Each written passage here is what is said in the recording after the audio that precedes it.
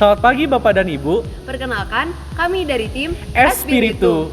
Saya Graciela Angelika Setiawan Saya Billy Adriadi Haki. dan teman kami Elizabeth Juanteran yang berhalangan hadir karena baru saja keluar dari rumah sakit. Kami akan mempresentasikan hasil analisis kami terkait audit investigatif yang telah kami selidiki. Kami yang berperan sebagai auditor internal perusahaan sedang melakukan audit keuangan, di mana audit keuangan bertujuan untuk memastikan bahwa laporan keuangan perusahaan telah sesuai dengan standar. Namun, di tengah proses audit keuangan kami menemukan bahwa adanya indikasi tindak kecurangan yang dilakukan dalam proses pengadaan barang oleh divisi IT dalam cabang tersebut. Maka dari itu, kami melanjutkan untuk melakukan audit investigatif. Namun, dugaan penyimpangan belum tentu berasal dari cabang, bisa juga dari pusat. Berdasarkan peraturan yang berlaku, audit investigatif adalah proses mencari, menemukan, mengumpulkan, dan juga mengevaluasi bukti-bukti untuk menemukan fakta terkait indikasi tindak pidana korupsi. Pada audit investigatif kami akan menerapkan metode Proactive Method of Fraud Detection, di mana pada metode tersebut terdapat 3 tahap, yaitu tahap analisis, tahap teknologi, dan tahap investigatif. Pada tahapan analisis, kami akan melakukan 3 prosedur, yaitu Understanding the Entity, Identify Possible Frauds, dan Catalog Fraud Symptoms. Pada Understanding the Entity, kami ingin mencoba untuk memahami organisasi ataupun perusahaan yang sedang kami selidiki, di mana pada kasus ini kami akan berfokus pada proses pengadaan barang pada bank tersebut. Berdasarkan peraturan yang berlaku di Indonesia, proses pengadaan barang pada sebuah perusahaan harus memiliki tahapan perencanaan, tending, evaluasi offer yang telah diberikan oleh vendor, pemilihan vendor, finalisasi kontrak, dan juga evaluasi produk yang telah diterima. Pada bank yang akan kami selidiki, prosedur pengadaan barang mereka adalah sebagai berikut.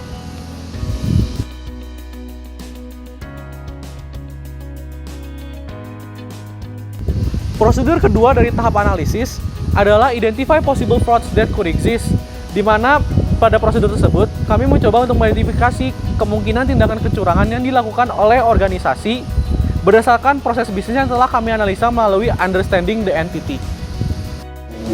Berdasarkan alur prosedur pengadaan barang yang telah diidentifikasi, maka didapati bahwa dugaan tindakan kecurangan yang kemungkinan terjadi adalah pemilik vendor merupakan kerabat ataupun kenalan dari karyawan ataupun direksi perusahaan, terdapat vendor fiktif, terjadinya gratifikasi, korupsi, ataupun penggelembungan dana, di mana rincian dari tindakan kecurangan yang kemungkinan terjadi adalah sebagai berikut.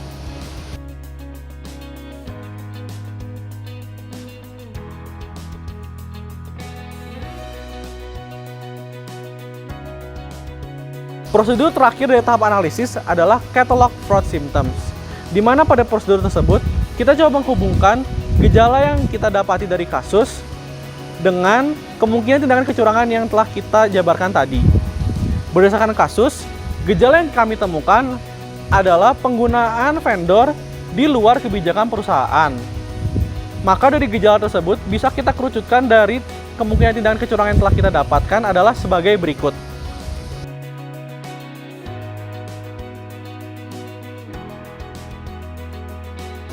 Berdasarkan analisis yang telah kami lakukan menggunakan teknik teknologi, berikut merupakan beberapa indikasi bukan tindak kecurangan yang telah dilakukan oleh perusahaan.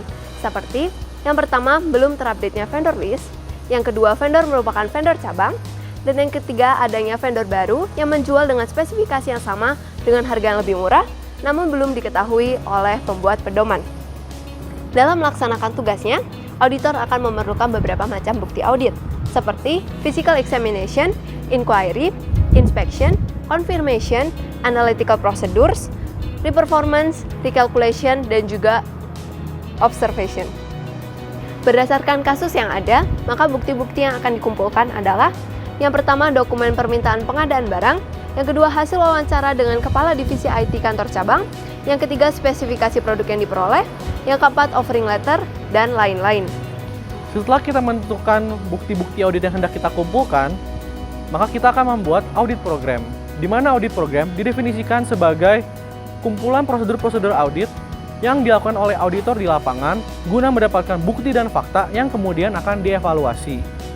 Isi dari audit program itu sendiri adalah kumpulan prosedur-prosedur yang akan dilakukan oleh auditor, timeline pengerjaannya, dan juga tujuan dari pembuatan audit program tersebut. Audit program pertama yang kami buat adalah audit proses permintaan pengadaan hard drive, di mana kami memiliki tujuan untuk mengetahui alasan terhadap pengadaan barang tersebut, lalu memastikan kelengkapan dan ketepatan dokumen.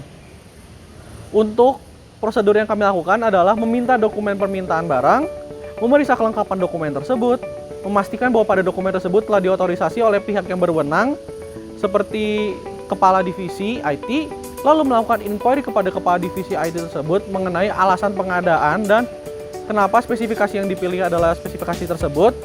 Lalu yang terakhir adalah mencocokkan spesifikasi yang tertera pada dokumen permintaan barang dengan yang telah diinquirykan kepada kepala divisi.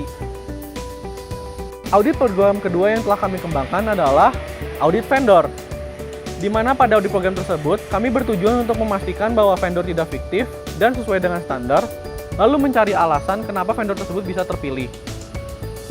Berikut merupakan prosedur audit yang telah kami kembangkan pada audit program ini, di mana kami merasa bahwa prosedur audit yang penting adalah jika vendor mengatakan bahwa mereka adalah authorized seller, kita akan meminta bukti sertifikasi authorized seller mereka. Lalu kita juga ingin memeriksa bahwa jajaran pemilik vendor memiliki hubungan dengan pihak manajemen dari bank ataupun dari karyawan bank.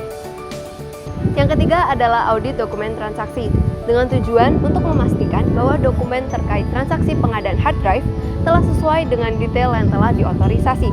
Berikut merupakan beberapa program audit yang telah kami buat, dan beberapa di antaranya adalah mencocokkan antara invoice dengan purchase order, dan juga mencocokkan antara receiving report dengan purchase order. Yang keempat adalah audit produk. Tujuannya adalah untuk memastikan bahwa spesifikasi produk yang diterima telah sesuai dengan spesifikasi pedoman perusahaan. Berikut merupakan beberapa audit programnya, yaitu yang pertama, melakukan inspeksi terkait spesifikasi hard drive yang diterima. Yang kedua, melakukan pemeriksaan terkait spesifikasi hard drive. Yang ketiga, membandingkan antara spesifikasi hard drive yang diterima dengan yang tercantum dalam dokumen pengadaan barang. Dan yang keempat, yaitu meminta pendapat IT di luar perusahaan untuk menilai kualitas hard drive. Yang kelima, penetapan hanya vendor tertentu oleh kantor pusat dalam pedoman perusahaan. Tujuannya adalah untuk menguji apakah penentuan vendor oleh kantor pusat telah memenuhi prinsip tata kelola yang baik, pengendalian, dan juga manajemen risiko. Audit program yang akan dilakukan adalah yang pertama, mendapatkan dokumen pendukung proses penentuan pedoman pengadaan, dan yang kedua, melakukan pengujian terhadap dokumen tersebut. Sekian presentasi dari kami. Terima kasih.